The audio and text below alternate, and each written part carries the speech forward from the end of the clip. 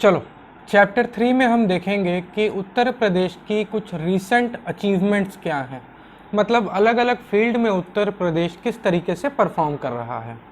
The topic for chapter 3 will be achievements of Uttar Pradesh towards a $1 trillion economy. जैसा आपको पता है कि सीएम योगी आदित्यनाथ ने बोला है कि हमारा जो टारगेट है वो $1 ट्रिलियन की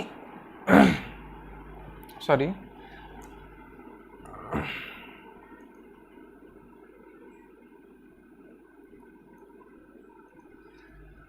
GSDP अचीव करना है, यानी कि क्या, ग्रॉस स्टेट डोमेस्टिक प्रोडक्ट। तो अभी हम देखते हैं कि अलग अलग फील्ड में उत्तर प्रदेश किस तरीके से परफॉर्म कर रहा है। फर्स्ट, अभी मल्टी डायमेंशनल पॉवर्टी इंडेक्स आई थी नीति आयोग की, उसके हिसाब से उत्तर प्रदेश ने सबसे ज्यादा लोगों को गरीबी से बाहर निकाला है। लगभग 3.5 करोड़ लोगों को गरीबी रेखा से ऊपर लेके आए हैं, मतलब BPL लाइन जो है उसके ऊपर लेके आए हैं और उनको मिडिल क्लास में ऐड किया है। इसका मतलब सीधा सीधा ये है कि डिस्पोजेबल इनकम जो है लोगों की, डिस्पोजेबल इनकम ये इंक्रीज हुई है उत्तर प्रदेश में। अगर डिटेल्स में जाएं तो सबसे ज़्यादा पॉवर्टी रिडक्शन हुआ है महाराजगंज में, फिर गोंडा, बलरामपुर, कौशाम्बी में। तो ये 4 मेजर डिस्ट्रिक्ट्स हैं जहाँ पे कि पॉवर्टी सबसे ज़्यादा तरीके से कम हुई है, महाराजगंज, गोंडा, बलरामपुर और कौशाम्बी। नेक्स्ट, शेयर मार्केट का अगर हम नेशनल स्टॉक एक्सचेंज का डेटा देखें, नेशनल स्टॉक एक्सचेंज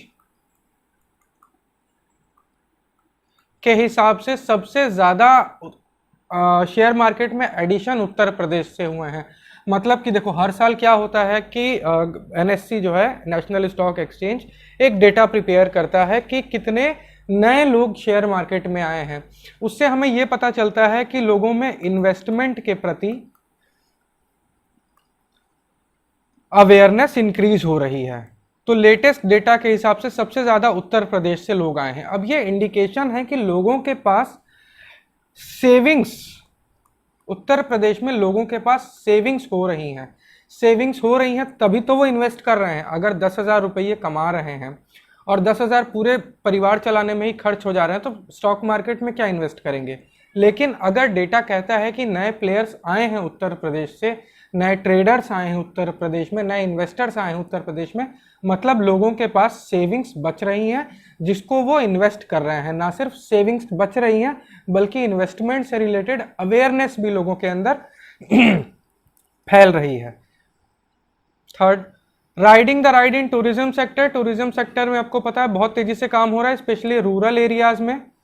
इंडिया के टोटल टूरिज्म सेक्टर का 18% लगभग उत्तर प्रदेश में टूरिज्म आता है। ये अभी सिर्फ डोमेस्टिक टूरिज्म का डेटा है, इंटरनेशनल टूरिज्म का नहीं, ठीक है।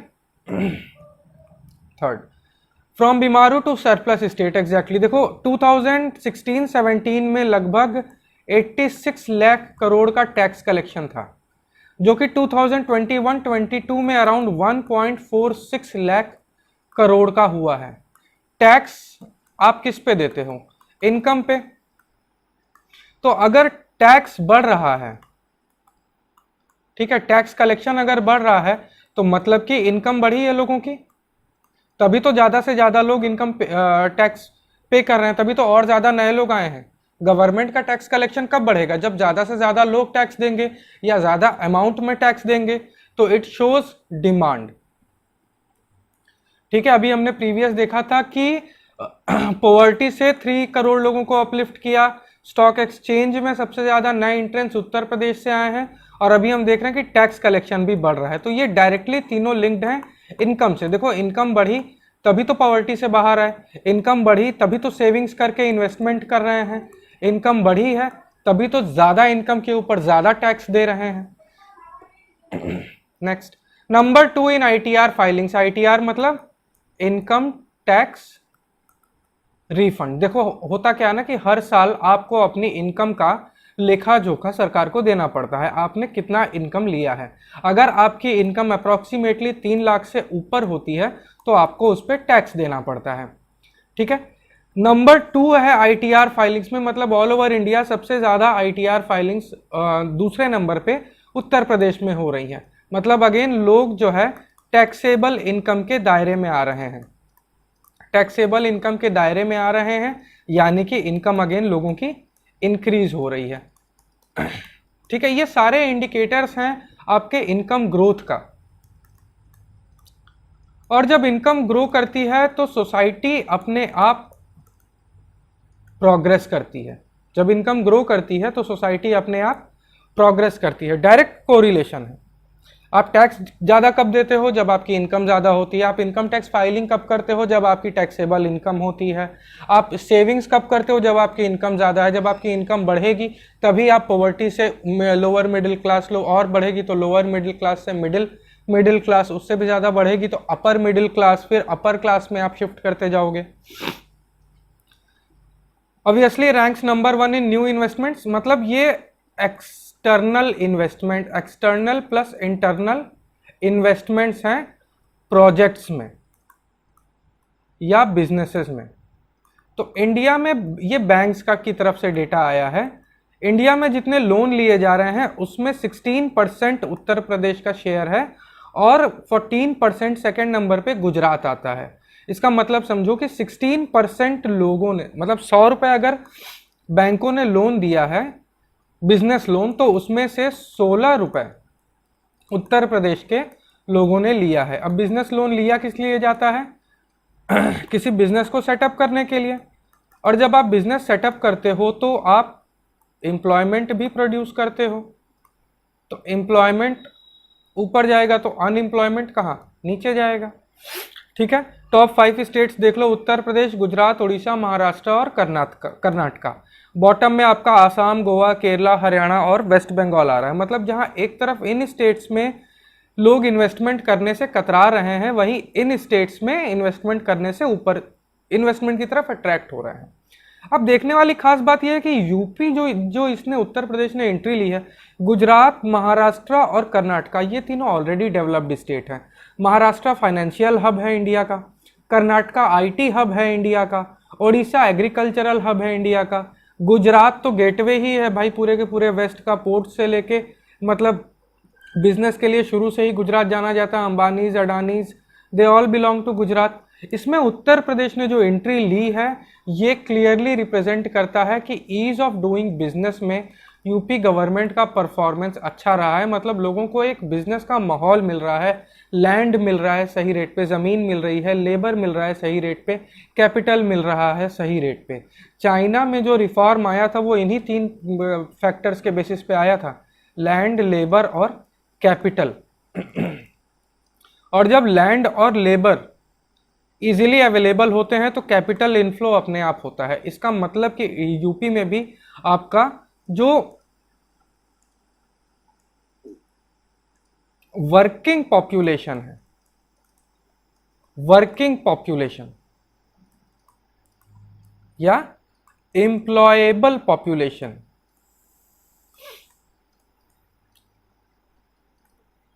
ये इंक्रीज कर रही है। ठीक है, नेक्स्ट पीएम किसान योजना, पहले की न्यूज में हमने देखा ही हुआ है कि इसमें सबसे नंबर 1 पे है। पीएम किसान योजना में लगभग 2.5 करोड़ किसानों को इसमें बेनिफिशियरी के तहत ऐड किया गया है।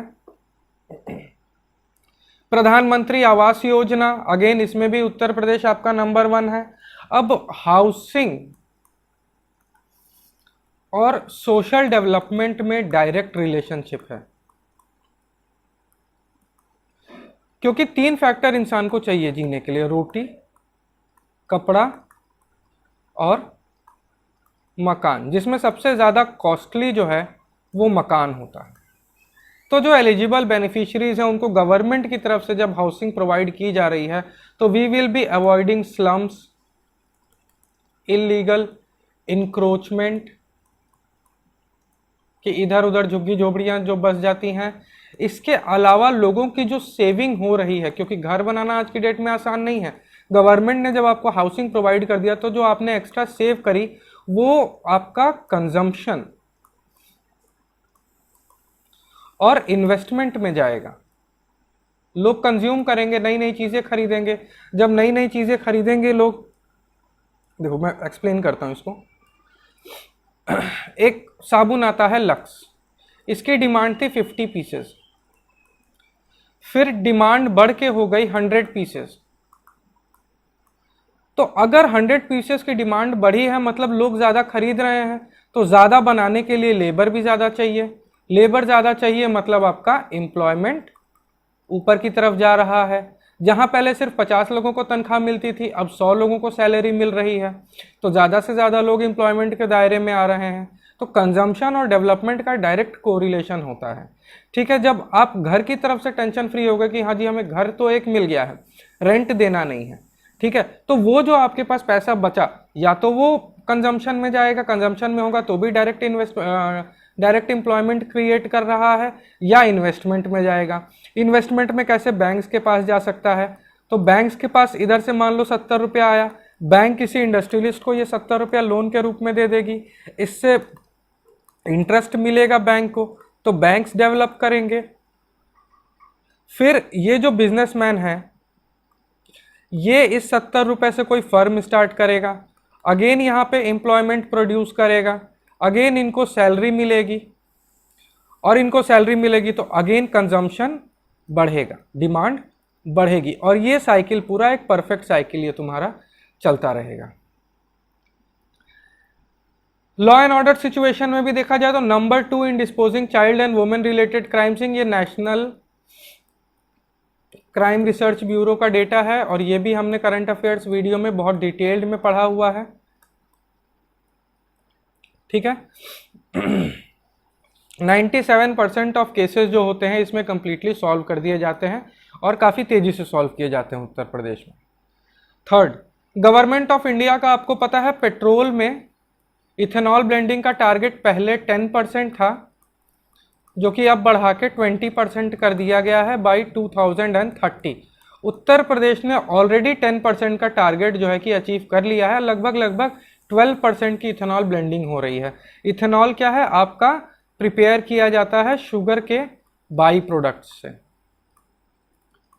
फॉर एग्जाम्पल जैसे आपका शुगर केन होता है तो उसका जो वेस्ट निकलता है मोलासेस, इससे इथेनॉल निकाला जाता है और इसको पेट्रोल के साथ मिक्स करके यूज कर दिया जाता है। तो रिन्यूएबल एनर्जी की तरफ ये एक स्टेप है। ई व्हीकल्स में उत्तर प्रदेश नंबर 1 है। टोटल ई व्हीकल्स इस वक्त इंडिया में अराउंड 28 लाख हैं, जिसमें से उत्तर प्रदेश में अराउंड 5.4 लाख इलेक्ट्रिकल व्हीकल्स हैं। तो एनवायरनमेंट की तरफ भी इक्वली हम प्रोसीड कर रहे हैं। 5th rank in good governance index, ये भी गवर्नमेंट का ही डेटा है।